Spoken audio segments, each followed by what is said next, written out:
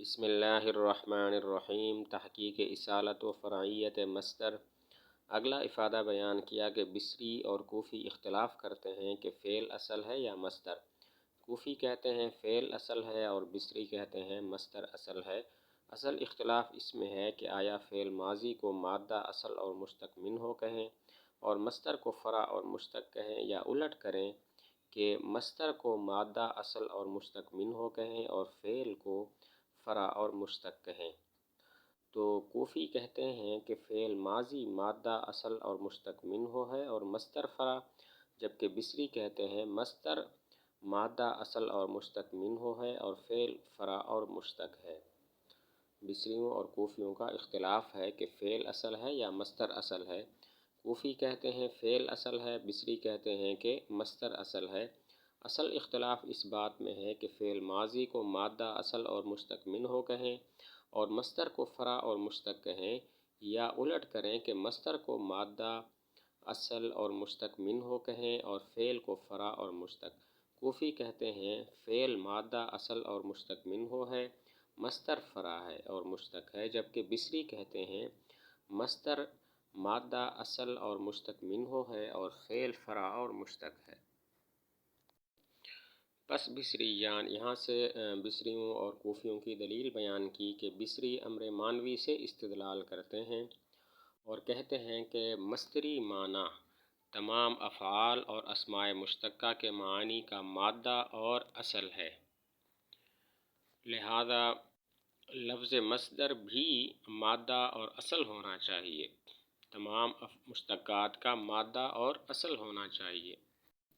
بصری امر معنوی سے استدلال کرتے ہیں اور کہتے ہیں کہ مصدری معنی یہ مادہ اور اصل ہے تمام افعال اور تمام اسماء مشتقہ کی۔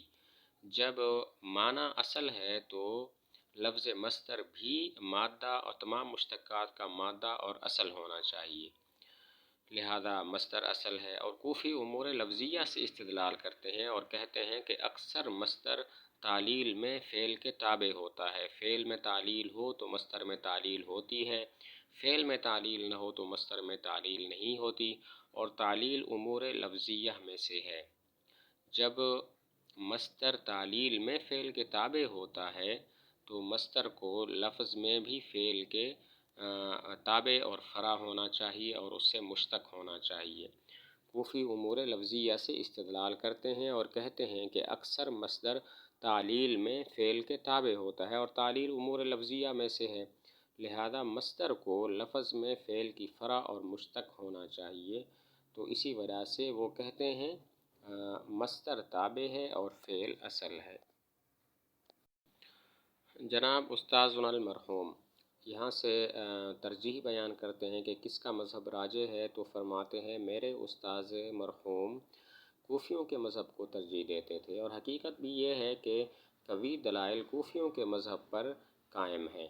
میرے استاذ یہاں کوفیوں کے مذہب کو ترجیح دیتے تھے اور حقیقت بھی یہی ہے کہ قوی دلائل کوفیوں کے مذہب پر قائم ہیں۔ چنانچہ پہلی دلیل یہ ہے کہ گفتگو اشتقاق میں ہے اور اشتقاق امور لفظیہ میں سے ہے، اگرچہ اس کا تعلق معنی سے بھی ہے۔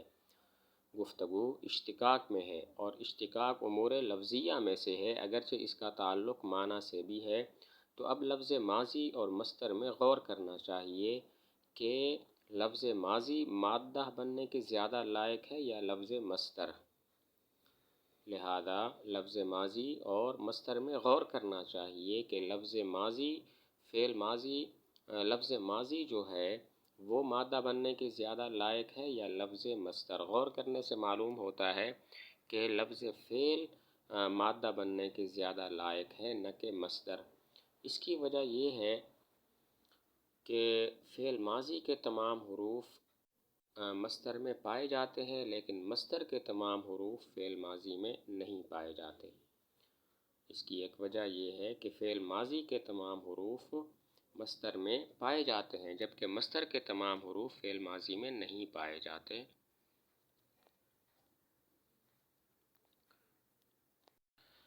جب فعل ماضی کے تمام حروف مصدر میں پائے جاتے ہیں تو فعل ماضی کو اصل اور مادہ ہونا چاہیے، باقی رہی یہ بات کہ فعل ماضی کے تمام حروف مصدر میں پائے جاتے ہیں، اس پر کیا دلیل اور کیا تائید ہے؟ تو دو تائیدیں ذکر کی ہیں۔ پہلی تائید یہ ہے کہ ثلاثی کے 7 اوزان ایسے ہیں، ثلاثی مجرد کے مصدر کے 7 اوزان ایسے ہیں جو جن کے حروف فعل ماضی کے حروف سے زائد نہیں ہیں۔ باقی تمام مصادر ایسے ہیں کہ ان کے حروف فعل ماضی کے حروف سے زائد ہیں۔ باقی وہ 7 اوزان کون سے ہیں؟ وہ ہیں قتل، فسق، شکر، طلب، خنق، صغر، ہدن اور تفاعل، تفاعل اور تفاعل۔ یہ 7 مصدر ایسے ہیں کہ ان کے حروف فعل ماضی کے حروف سے زائد نہیں ہیں۔ پہلی تائید یہ ہے کہ ثلاثی مجرد کے صرف 7 اوزان ایسے ہیں، مصادر کے 7 اوزان ایسے ہیں کہ ان کے حروف فعل ماضی کے حروف سے زائد نہیں ہیں۔ باقی تمام مصادر کے حروف فعل ماضی کے حروف سے زائد ہیں۔ باقی وہ 7 اوزان کون سے ہیں کہ جن کے حروف فعل ماضی کے حروف سے زائد نہیں ہیں؟ تو وہ ہیں قتل، فسق، شکر، طلب، خنق، صغر، ہدن اور 3 ہیں تفاعل، تفاعل اور تفاعل۔ یہ 3 جو ہیں وہ غیر ثلاثی کے ہیں۔ اور آگے بتایا کہ ظاہر یہی ہے کہ مادہ بننے کے لائق وہ ہوتا ہے جو تمام فروع میں پایا جائے، نہ کہ وہ جو تمام فروع میں نہ پایا جائے۔ تو فعل ماضی کے حروف چونکہ مصدر میں پائے جاتے ہیں، اسی وجہ سے فعل ماضی اصل اور مادہ ہے۔ دوسری تائید یہ ہے کہ اس تفصیل سے معلوم ہوا کہ فعل مزید علیہ ہے اور مصدر مزید ہے، یعنی اس کو زائد کیا گیا ہے۔ فعل مزید علیہ ہے، اس پر حروف زائد کیے گئے ہیں، اور مصدر مزید ہے، اور مزید علیہ اصل ہونے کے زیادہ لائق اور حقدار ہے، لہذا فعل ماضی اصل ہونا چاہیے۔ دوسری تائید یہ ہے کہ اس تفصیل سے معلوم ہوا کہ فعل مزید علیہ ہے، اس پر حروف زائد کیے گئے ہیں اور مصدر مزید ہے، اور مزید علیہ زیادہ لائق اور زیادہ حقدار ہوتا ہے کہ اس کو اصل قرار دیا جائے۔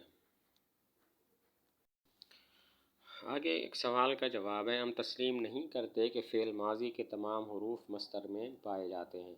اخشیشان اور ادھیمام یہ مصدر ہیں، ان میں یا موجود ہے جبکہ ان کی ماضی اخشوشنا اور ادھام ما ہے، اخشوشنا اور ادھام ما ہے۔ ان میں واو اور الف ہے، اور یہ واو اور الف مصدر اخشیشان و ادھیمام میں نہیں پائی جاتی۔ سوال ہوتا ہے، ہم تسلیم نہیں کرتے فعل ماضی کے تمام حروف مصدر میں پائے جاتے ہیں، اس لیے کہ اخشیشان و ادھیمام مصدر ہیں، ان کی ماضی اخشوشنا اور ادھام ما ہے۔ اخشوشنا میں واو ہے، ادھام ما میں الف ہے۔ یہ واو اور الف اخشیشان و ادھیمام میں نہیں پائے جاتے، تو یہ کہنا کیسے صحیح ہوا فعل ماضی کے تمام حروف مصدر میں پائے جاتے ہیں؟ جواب دیا کہ یہ واو اور الف اخشیشان و ادھیمام میں اصل کے اندر موجود تھے، ماقبل کے کسرہ کی وجہ سے ان کو یا کے ساتھ تبدیل کر دیا گیا، لہذا اصل میں واو اور الف مصدر میں موجود تھے۔ جواب دیا کہ یہ واو اور الف اخشیشان و ادھیمام میں موجود تھے، ماقبل کے کسرہ کی وجہ سے اس واو اور الف کو یا کر دیا گیا، چونکہ اصل میں موجود تھے، لہذا یہ کہنا صحیح ہوا فعل ماضی کے تمام حروف مصدر میں پائے جاتے ہیں۔ واگر مصدر مادہ، ایک وہم کا ازالہ ہے۔ وہم یہ ہے کہ ہو سکتا ہے مصدر مادہ ہو اور فعل اس کی فرع ہو، وہ اس طرح کہ ماضی جو اخشوشنا اور ادھام ما ہے وہ اصل میں ہو اخشیشنا اور ادھیمما، اخشیشنا اور ادھیمما۔ اخشیشنا میں یا کو واو کر دیا تو اخشوشنا ہو گیا، اور ادھیمما میں یا کو الف کر دیا تو ادھامما ہو گیا۔ وہم یہ ہے کہ ہو سکتا ہے مصدر مادہ ہو، ماضی اس کی فرع ہو، اور ماضی اخشیشنا اور ادھیمما جو ہے یہاں پر اخشیشنا میں یا کو واو کر دیا تو اخشوشنا ہو گیا، اور ادھیمما میں یا کو الف کر دیا تو ادھامما ہو گیا۔ اس وہم کو دور کر دیا کہ ایسا ممکن نہیں ہے۔ وجہ اس کی یہ ہے کہ اس صورت میں تو پھر لازم آیا کہ یا کو واو کر دیا اخشوشنا میں، اور یا کو الف کر دیا ادغام ما میں، حالانکہ یا کو واو کرنا یا کو الف کرنے کا کوئی قاعدہ نہیں ہے۔ اس وہم کو دور کر دیا، ایسا ممکن نہیں ہے، اس لیے کہ اگر ایسا ہو تو اس کا مطلب ہے کہ یا کو واو کر دیا اخشوشنا میں، یا کو الف کر دیا ادغام ما میں، حالانکہ یا کو واو کرنا یا کو الف کرنے کا کوئی قاعدہ نہیں ہے۔ ودر مصدر تفعیل ایک سوال کا جواب ہے، ہم تسلیم نہیں کرتے فعل ماضی کے تمام حروف مصدر میں پائے جاتے ہیں، کیونکہ تفعیل کا مصدر ایسا ہے کہ اس کی ماضی میں حرف مکرر ہوتا ہے، مثلا حمد، اس میں میم مکرر ہے، جبکہ اس کا مصدر تحمید میں ایک میم ہے، مکرر نہیں ہے۔ ہم تسلیم نہیں کرتے فعل ماضی کے تمام حروف مصدر میں پائے جاتے ہیں، اس لیے کہ تفعیل کا جو مصدر ہوتا ہے اس میں حرف مکرر نہیں ہوتا، اور یہ حرف مکرر ماضی میں ہوتا ہے، مثلا حمد، اس میں میم مکرر ہے ماضی کے اندر، اور یہی میم مکرر نہیں ہے تحمید میں، بلکہ ایک میم ہے۔ جواب دیا کہ تفعیل کی اصل بھی حرف مکرر ہوتی ہے، مثلا تحمید اصل میں تحممد تھا، دوسری میم کو یا کیا تو تحمید ہو گیا۔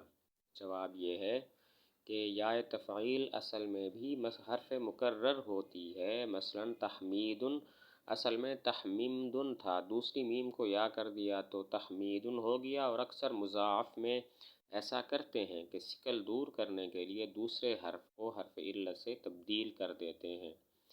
اکثر مضاعف میں ایسا کرتے ہیں کہ حرف مکرر کو دوسرے حرف کو ثقل دور کرنے کے لیے حرف علت سے تبدیل کر دیتے ہیں، جیسے دسّاہا اصل میں دسّسا ہے، دوسری سین کو الف کیا تو دسّاہا ہو گیا، دسّاہا اصل میں دسّسا ہے، دوسری سین کو الف کیا تو دسّاہا ہو گیا۔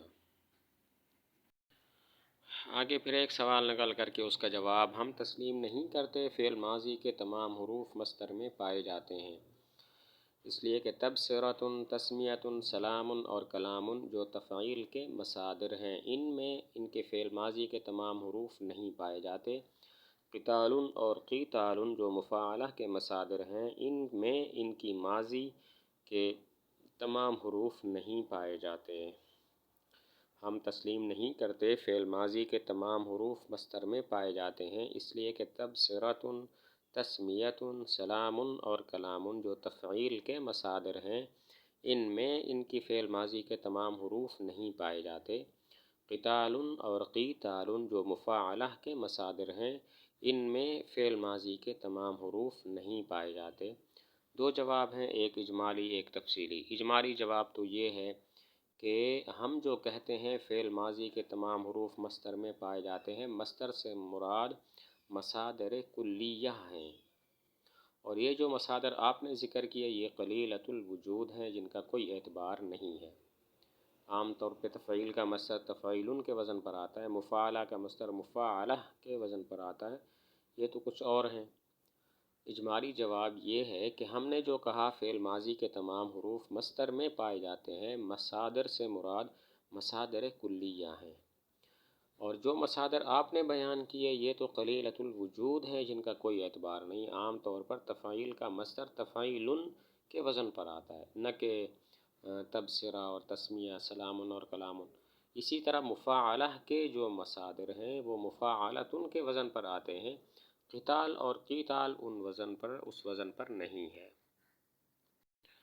اور تفصیلی جواب اس کا یہ ہے کہ سلام اور کلام اس میں مصدر ہیں، مصدر نہیں ہے، لہذا ان کے ساتھ اعتراض اور نقص وارد نہیں ہوگا۔ سلام اور کلام یہ اس میں مصدر ہیں، مصدر نہیں ہے، لہذا ان کے ساتھ نقض اور ان کو لے کر اعتراض نہیں کیا جا سکتا۔